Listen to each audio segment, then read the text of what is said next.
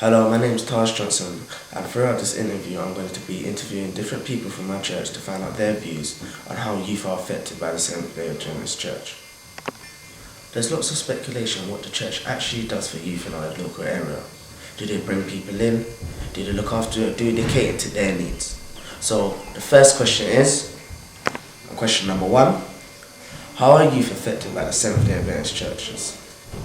I think youth in South London are impacted by the Adventist Church in several ways. There are lots of programs that the Adventist Church has to offer, such as Pathfinders, where young children between ages of 3 up to early teens and mid-teens up to 16 learn life skills, at the same time mingled in with good principles for life. Wait, number one, because they'll come to church and grow up and see this, and then they might pass it on throughout their lives. Mostly, some young people will come to church, not like it, but try other churches, but then they'll see what they want, and then they might keep it on throughout their lives. Question 2. Why do you think youth leaves the Seventh-day Adventist Church? It seems to be cool. That's one of the reasons, because it seems to be like, it's something different to the norm to them, innit? So they want to explore, they want to try things. Another thing as well, I think some have been let down somewhere. Perhaps the gloss face that their parents put on Sabbath is not the same during the week. There's no consistency in the home. I think that's one. And another one as well, they've been overprotected. Do you know what I mean? So they don't really see the reality. They're not educated about the outside world. Question 2. Why do you think youth leave the church? I think youth leave the church because, as I said before, the same reason why, the ones that are brought up in there are there now, because it's like you've been brought up by your parents ever since you were, that high, and you've been told you're coming where I'm coming.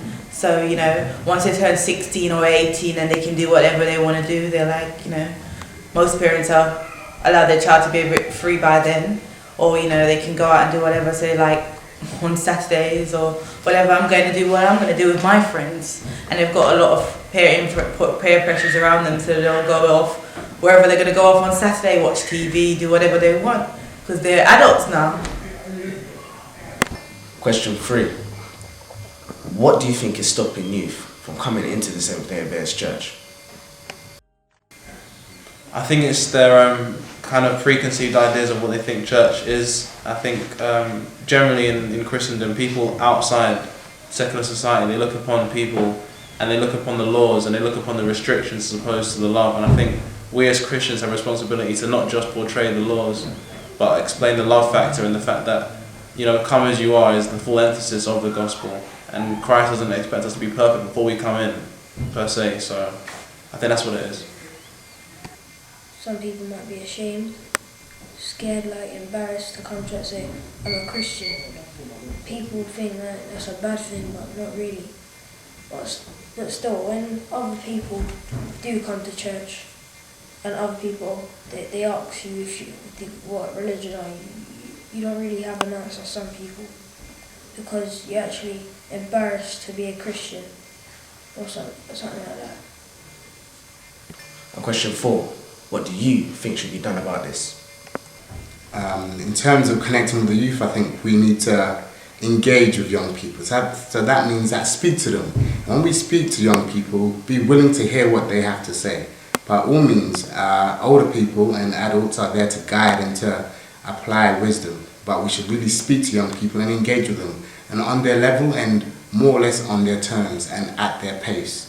So if it's just a case of providing a house where they can come and jam, somewhere they can come off the streets, come and jam, play games, there's some adults around, there are facilities for them to do schoolwork and etc. That there's positive media and encouraging media that they can watch and play and take part in, etc. Then for me that would be just a brilliant idea off the top of my head. But I'm sure there are many other things that we can do. But the key is to really seek to speak to them and engage with them, get in contact with them, and do things on their terms. So that means at their pace, provide things that are interesting to them. Some kids are not satisfied with just a pool table and a table tennis table.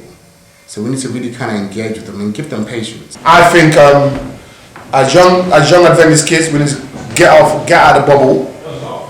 We need to know how to amplify our Christian experience with those on the outside. Key things that Jesus did is fellowship, and we need to understand that we need to be patient with the people. That even if they don't join our particular church, but know that you've planted a seed, and don't be scared to go to their environment. In terms of, as long as they're not doing something out of the norm that is affect your core beliefs, you know what I mean. There is nothing wrong in finding a friend from a pub. Is what I say. There's nothing wrong with witnessing to them in there. You don't have to be indulging what they do.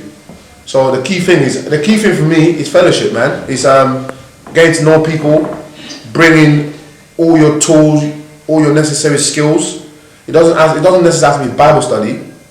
Do you know what I mean? If it's the fact that you like to jam in your house and you're a video game guy, FIFA or Nintendo Wii, nothing violent or anything like that. Let them see a different quality, a different way of life, and let them see. And the key thing as well, Christianity. The devil will make Christianity seem geeky, but what's actually geeky is people running away from God.